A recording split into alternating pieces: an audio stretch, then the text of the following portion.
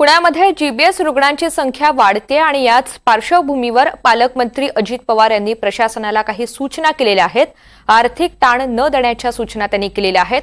आजाराचं संकट असलं तरी सुद्धा घाबरून जाऊ नका असं आवाहन सुद्धा पालकमंत्री अजित पवार यांनी केलं आहे।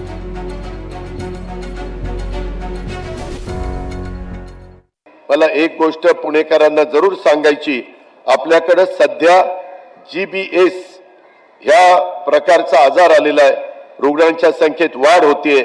पुणे महानगरपालिकेनं आपल्या इथं कमला नेहरू हॉस्पिटलमध्ये तिथल्या सगळ्या पेशंट लोकांची व्यवस्था केलेली आहे।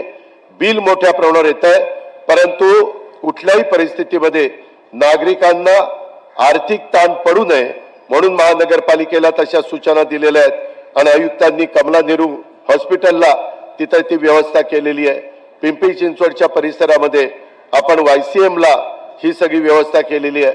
जसं कोरोनाच्या काळामधलं संकट आपण वेळीच ओळखून उपाययोजना केलेल्या होत्या, तसं हेही एक आजाराचं नवं संकट आपल्यावर आलेलं आहे। रुग्णांची वाढ होतीये आणि त्याच्यातनं घाबरून जाऊ नका, त्या संदर्भामध्ये संपूर्णपणे माहिती आरोग्य विभागाने दिलेली आहे।